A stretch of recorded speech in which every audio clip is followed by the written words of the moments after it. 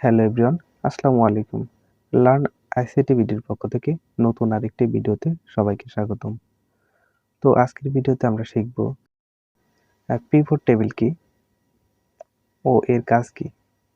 আমরা কিভাবে আমাদের এক্সেল শিটে পিভট টেবিল ইউজ করব এবং এই পিভট টেবিলের দ্বারা আমরা কি কাজ করতে পারব। তো চলুন কথা না বাড়িয়ে চলে যাচ্ছি আমরা মূল ভিডিওতে যাওয়ার আগে আমার চ্যানেলটি যারা সাবস্ক্রাইব করেছেন তাদেরকে অসংখ্য ধন্যবাদ।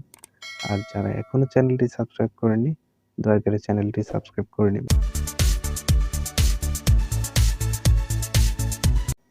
তো আমি আমার ডেস্কটপ থেকে একটি এক্সেল ফাইল ওপেন করে নিব। এক্সেল ফাইল ওপেন হয়ে গেলে আমি এখানে দেখাবো যে কিভাবে আমরা এক্সেলের যে কোনো সামারি অথবা শিটে আমরা একটি পিভট সেট করতে পারি এবং এই পিভটের দ্বারা আমরা কি কাজ করতে পারি।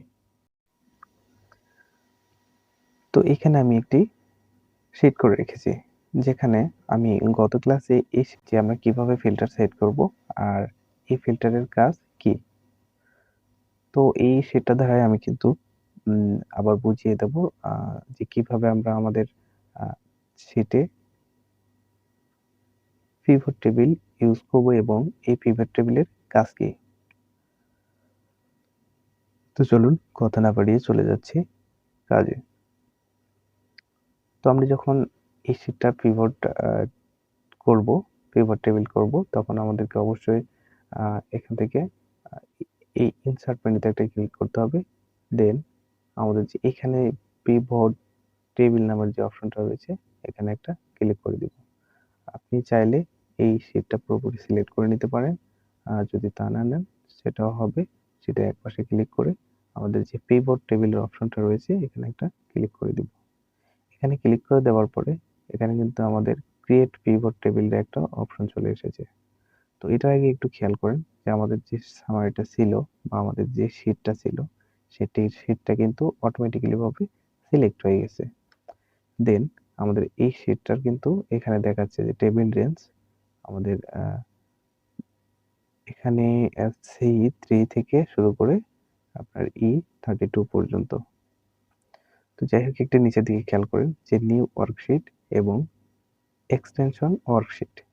তো আপনি যে এই সামারিটার উপর থেকে যে পিভটটা করবেন সেই পিভটটা কি এই টেবিলেই রাখতে চাচ্ছেন, না এই শিটে রাখতে চাচ্ছেন, না এটি আপনি নতুন আরেকটি শিটে নিতে চাচ্ছেন।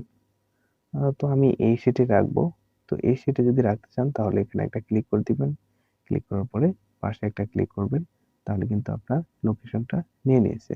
দেন এখান থেকে আপনি যদি ওকেটা প্রেস করেন তাহলে কিন্তু আপনার অটোমেটিক্যালি এটা এখানে সেট হয়ে যাবে। আর আপনি যদি নিউ শিটে নিতে চান তাহলে আপনাকে নিয়ে থাকতে হবে। দেন এখানে একটা ক্লিক করে দিবেন।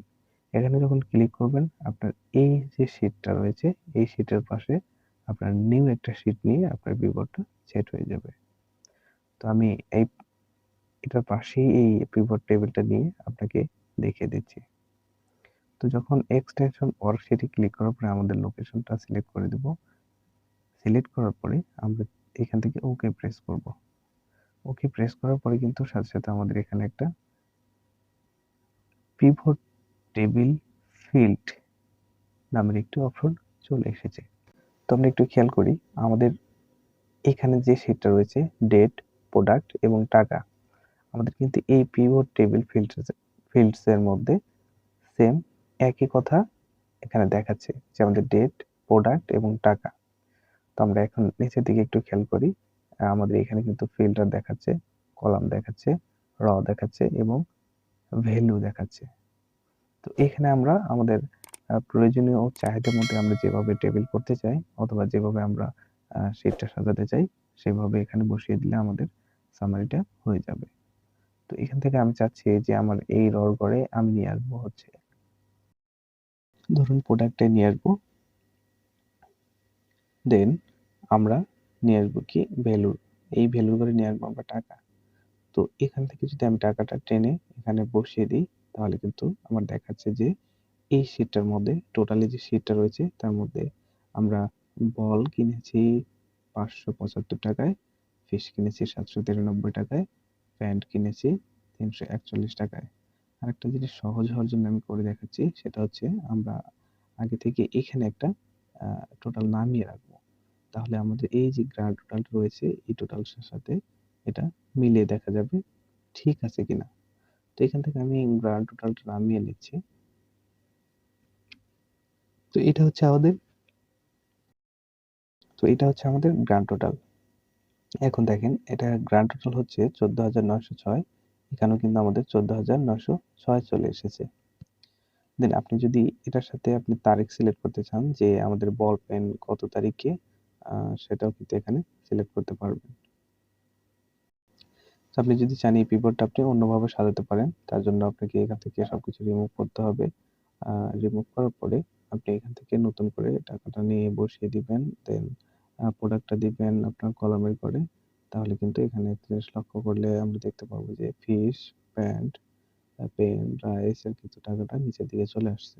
এবং এখানে যদি আমরা ডেটটা সিলেক্ট করে দেই, আমাদের যে শীটটা দেখাচ্ছে সেটাও দেখাচ্ছে আমাদের ডেট ওয়াইজ। আমরা ফিশ কিনেছিলাম 20 টাকার, এবং 3 তারিখে এত টাকার, 4 তারিখে, 6 তারিখে এত টাকার। তো এই হচ্ছে পিভটের ক্যালমা। তো এখান থেকে এই পিভটটা যদি আপনার পছন্দ না হয় বা এইটার উপর যদি কোনো রিনেম করতে চান, তাহলে কিন্তু এখান থেকে করতে পারবেন না। দেন আপনাকে কি করতে হবে, এই লেখাটা আছে, লেখাটা কপি করতে হবে।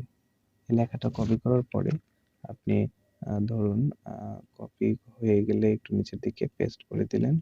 পেস্ট করার পরে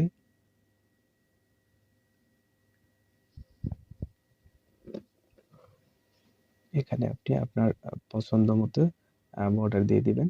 বর্ডার দেওয়া হয়ে গেলে চাইলে আপনি এখান থেকে তারপরে আপনার মন মতো টাইটেল অথবা কলামের যে লেখাগুলো বা ডিটেলসটা সেটা দিয়ে দিবেন।